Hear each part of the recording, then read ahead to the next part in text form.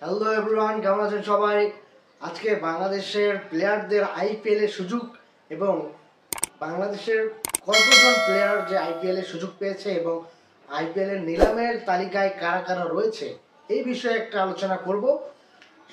সবচেয়ে শুরুতে আসলে যদি দেখি, বাংলাদেশ থেকে সবসময় আইপিএল এ যারা নিয়মিত খেলেছে সাকিব আল হাসান এবং মোস্তাফিজুর রহমান, এই দুজন সবসময় রেগুলার লাস্ট যদি আমরা লাস্ট যে আইপিএলগুলো দেখেছি সেইগুলোতে মোস্তাফিজ এবং সাকিব আল হাসান ছিল বাংলাদেশের নিয়মিত খেলোয়াড়।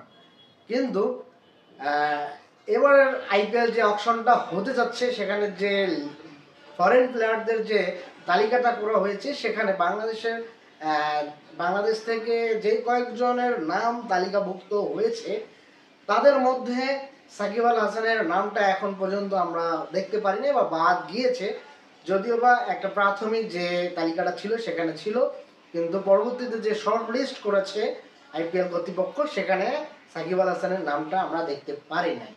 যাই হোক, এবার আসছি যারা সুযোগ পেল তাদের বিষয়ে। এখন পর্যন্ত আমরা যতটুকু জেনেছি আইপিএলে বাংলাদেশ থেকে মোস্তাফিজুর রহমান সে তার জায়গা পাকাপোক্ত, প্রায় সে হট লিস্টে রয়েছে। এবং মোস্তাফিজুর গত কয়েকটা আইপিএলে বিভিন্ন ফ্রাঞ্চাইজির হয়ে বাংলাদেশের প্রতিনিধিত্ব করেছে আইপিএলে, এবং তারই ধারাবাহিকতায় এবার কিন্তু আইপিএলে মোস্তাফিজুর একটা খেলোয়াড়ের তালিকায় রয়েছে। কারণ বাংলাদেশের একমাত্র মোস্তাফিজুর রহমান ওয়ার্ল্ড ক্লাস বর্তমান যে টি-20-র যে ফর্ম যদি বিবেচনা করা যায় তাহলে মোস্তাফিজুর রহমান টপে রয়েছে।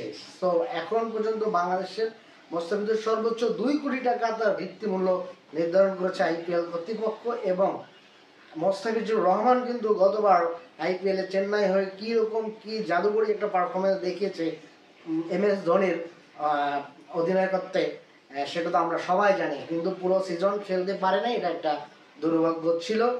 যাই হোক, এবারের আইপিএলে বাংলাদেশের হয়ে সর্বোচ্চ 2 কোটি টাকার মৃত্যুমূল্য নির্ধারণ হয়েছে মোস্তাফিজুর রহমান। তারপরে রয়েছে তাসকিন বাংলাদেশের সেরা ফাস্ট বোলারদের একজন, তার ভিত্তিমূল্য হলো 75 লাখ টাকা রুপিতে। এবং আরেকজন পেসার রয়েছে তানজিম সাকিব, তার ভিত্তিমূল্য রয়েছে 75 লাখ রুপি। এবং সবচেয়ে চমকের বিষয়, বর্তমানে বাংলাদেশের একজন প্লেয়ার যে বিগ ব্যাশে চান্স পেয়েছে সেই রিশাদ হোসেনও এবার আইপিএলের এই অকশনে তার নামটা উঠেছে, তারও ভিত্তিমূল্য রয়েছে 75 লাখ।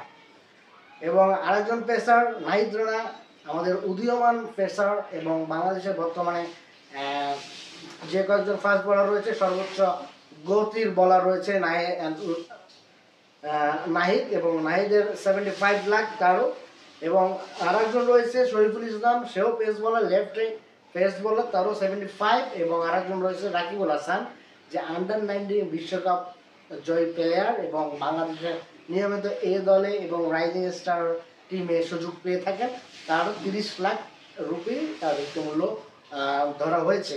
এই ছিল বাংলাদেশিদের যে সুযোগ আইপিএলে, এটা তার আপডেট ছিল। আমরা বাংলাদেশিরা সবসময় আইপিএলকে দেখি, বাংলাদেশি প্লেয়াররা সুযোগ পেলে আইপিএলের উত্তেজনা বা বাংলাদেশের এক্সাইটমেন্টটা ভালো থাকে, বেশি থাকে। দেখা যাক বাংলাদেশের হয়ে কারা আইপিএল প্রতিনিধিত্ব করতে যেতে পারে, এই আশা আমরা দেখবো। এবং প্রিয় দর্শক, আপনারা যারা দেখছেন অবশ্যই কমেন্ট সেকশনে কমেন্টস করবেন এবং আপনারা আপনাদের মতামত দিবেন। ধন্যবাদ সবাইকে, ভালো থাকবেন।